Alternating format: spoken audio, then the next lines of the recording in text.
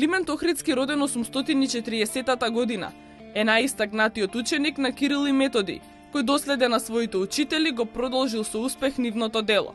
20 години во Велика Моравија им помагал на солунските браќа во остварувањето на моравската мисија. По смртта на Свети Кирил во Рим, Свети Климент заедно со Свети Методи се вратил во Моравија, каде му останал верен во одбраната на словенскиот јазик во црковната богослужба. По смртта на Свети Методи, неговите ученици биле жестоко мачени, а потоа и протерани дошле во Бугарија, од каде пак биле испратени во Охрид. Климент Охридски е запаметен како основоположник на словенската писменост и култура во Македонија, но и основач на првиот словенски универзитет во Охрид.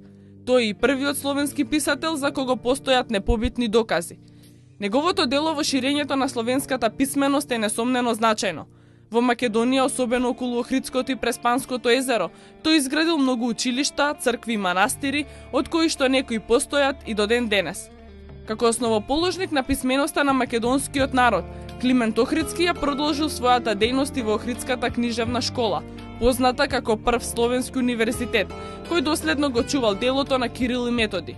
Во Словенскиот универзитет тој оспособил повеќе од 3500 ученици за црковна богослужба.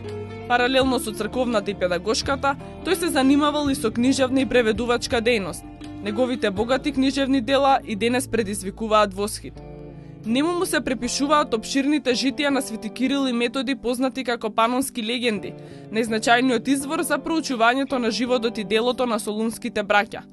Напишал и поуки за големите христијански празници, Рождество Христово, за Великден, за зачетието на Пресвета Богородица, за благовештението на Пресвета Богородица, како и пофални слова за други празници на голем број апостоли и маченици. Делото на основоположникот на македонската писменост останува и натаму да говори за културата и писменоста на македонскиот народ, преку неговиот споменик во Скопје, а дело на академик Томе Серафимовски. Споменикот на Свети Климент Охридски, македонскиот светец и еден од учениците на Свети Кирил и Методи, е поставен пред соборниот храм на булеварот кој го носи неговото име. За академик Серафимовски, кој е влюбеник во македонската духовност, односно во суштината и битието на создавањето на нашата духовност, од средновековието па се до ден денес, споменикот е поставен на едно прекрасно место, со умерена димензија, која соодветствува на делото, но и на личноста на Свети Климент Охридски. Сакам да ви појаснам баш Свети Климент, кој е во Охрид, во Скопје, се извинувам.